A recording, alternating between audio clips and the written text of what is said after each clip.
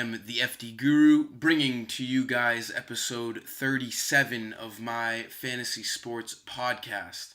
Tonight, I'm going to be talking to you guys about the NBA slate.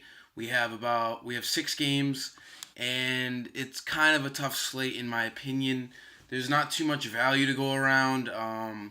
There aren't too many injuries to take advantage of. But we're going to dive right in, and hopefully we can find some good value out there to get the W tonight in our contests. Now, I'm showing to you guys not last night's lineup, but the lineup from Saturday night, just because it scored so high, and I wanted to show you guys. It scored like 360 or 65 fantasy points, which is one of the highest I've scored all year. I have scored more than that, but not much more. I think that is my second highest lineup. As you can see, every guy on that team just absolutely went off. They all exceeded value, and everyone scored high points. It was a really good night. If you were on the lineup for Saturday night, then you benefited greatly. There was a lot of winning to go around, and we did so on Saturday night. So that lineup was pretty impressive, if I do say so myself. And let's have another good one tonight, fellas. And I'm going to jump right into the point guard position and suggest to you guys to play Russell Westbrook tonight. 11,000 is a little high for him, especially with Paul George looking to come back. But I think the price is worth it tonight against the Charlotte Hornets. This game should stay pretty close. I think he's going to reach 50 fantasy points at least tonight. I think this game should stay pretty fast-paced. I think the Hornets are going to have a tough time covering Westbrook, and I think they're going to lean on Russell a lot in this game.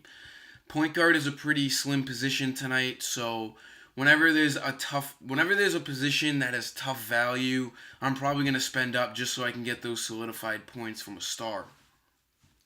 Another point guard I'm looking at is Kyrie Irving at 8,300. Vegas has this game surprisingly staying pretty close. I think the Celtics are given like 7 points. So I don't expect a blowout in this game. They are on the road in Chicago. I think they're going to lean on Kyrie heavily against this weak Chicago Bulls team all around. Kyrie should see around 40 fantasy points, if not more than that. I see him more as a GPP play. He has been inconsistent as of late. He hasn't reached 40 fantasy points like every game. It seems to be like every other game. So based on the pattern, it is looking like he should have another good game tonight. But who knows? He's more of a GPP guy. He's a little riskier. But I do love Kyrie's upside. He can really go off. So look at Kyrie tonight. Another point guard you have to look at is Rajon Rondo. He's only 5,600 against the Houston Rockets. This Pelicans-Rockets game should be extremely fast-paced. Try to get some exposure in it. I know a lot of the good guys in this game are very high-priced. It's hard to get a lot of the guys in your lineup. However, Rondo is pretty fairly priced at 5,600. He should be running off this offense. He had 18 assists last night. He's in great form. Looks like the Pelicans are relying more on Rondo to run point for their team. Look at Rondo. He should see around 30 minutes tonight and easily get over 25 fantasy points against the Rockets.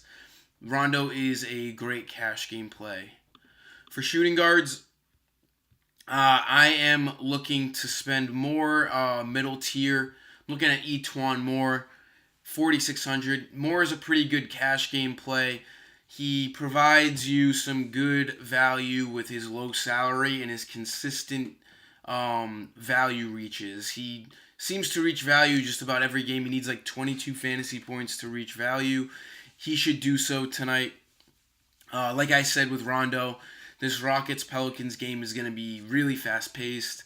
There's going to be a lot of shots hurled up tonight, and I think Etuan Moore will get a few threes to go down for him. I think Moore is a great cash game play. Again, like I said, it's tough to find value tonight, so Moore represents a great find at shooting guard. Another guy I'm looking at is Eric Gordon. His price is as low as it's ever been at 4,700. I know he sees a lot less usage with Chris Paul back. That's why his salary is dipped. But like I said, it's a night with a lot of tough value out there. So I think Eric Gordon is a fine play. He needs like 22, 23. He needs about the same points that Etwan Moore needs because they're about the same salary. I think he should get up towards 20 fantasy points tonight. I think he's going to play 30 minutes. And like I said, there's going to be a lot of shots taken. There's going to be some quick possessions out there. So I think Eric Gordon could benefit.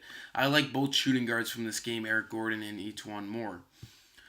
I don't really think it's useful to spend up at shooting guard tonight. It's kind of hard to spend the money on the guys up here. Harden he's an okay play, but with Chris Paul back, I don't know, he finds a tougher time reaching value. If you want to spend up for him, you can. There's better spots to spend up on tonight, however. DeRozan isn't worth it. Lou Willie isn't worth it. They're just far too much money. You could look at Lou Will in GPPs if you want. He can easily go off. He went off for 48 last game. I don't find the need to spend up for him tonight in cash games, though. Small forward, I do find the need to spend up for Kevin Durant at 11,700. I think with Steph Curry out, Durant is just too monstrous to not play. The 2 games that Curry's been out, he has 66 and 74 fantasy points. He has a great matchup tonight against the Trailblazers. This game should stay close. The Warriors haven't been blowing anyone out lately, especially with Curry out. So Durant should see, high 30s in minutes again, and he should easily reach value. He needs like 56 fantasy points to reach value. I see him getting up to 60 again tonight. It's just too tough to fade him when Steph Curry is out. The offense relies on him way too heavily. Durant should definitely be paid up for, especially at a small forward position that is pretty trash tonight. There's not too many great plays. Another small forward I'm looking at is Dylan Brooks. He should get some more run tonight with no Chandler Parsons. Parsons is out due to resting, so he should get some run. He might even start tonight. I think he played 37 minutes last game. Don't expect that again, but he is only 3,600. He needs like 17 fantasy points. He has been shaky, but expect him to draw the minutes tonight and draw the start. So Dylan Brooks could be a fine play. I don't know if you should play him in cash games. You can. We'll see how it develops later on today if there's injuries that come out. But as of now, Dylan Brooks is a guy to spend down on at small forward just because the position is so pitiful. If Evan Turner starts tonight, he started last game. He's been pretty bad also, but he is 3,700. If he starts, he could easily get 20 fantasy points. Keep an eye on Turner, see what the Blazers are doing with their starting lineup. They've been mixing things around ever since Yusuf Nurkic has been out for their center. So keep an eye on things when you're making your lineups later on today.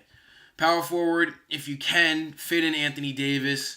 This matchup is just too good for him. He's gonna have either Ryan Anderson on him, or Abadamute, or however you say his name, coming off the bench. He's a good defender. The Rockets are gonna probably throw him on Davis later on in the game.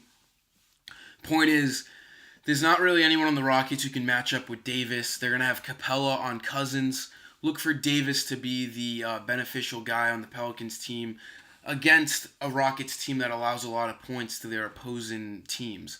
Anthony Davis is a fair 10,600. You normally see his price above 11K. He's coming off of a fantastic game against the 76ers.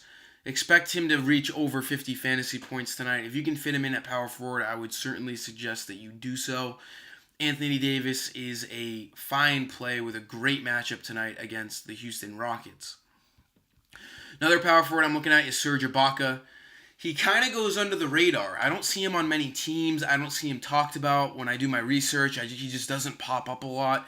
He's a great player. 5,500 is a very fair price for him. I want to compare him to Taj Gibson. Those two guys have been right in the 5K range all year, and they've been exceeding value almost every single night. I mean, look at his game log. He gets in the mid-20s in every single game. I don't know what just happened. My computer had a little brain fart there, but Serge Ibaka consistently reaches value. He needs like 26, 27 fantasy points to reach value tonight. he should do that. He plays, 25 to 30 minutes every single game. I think he's a very, very fair cash play tonight. He gets at least a block or two every single game. Serge Ibaka is a great NBA player. I think he should be played in all formats tonight. 5,500. You can't really pass up on that price.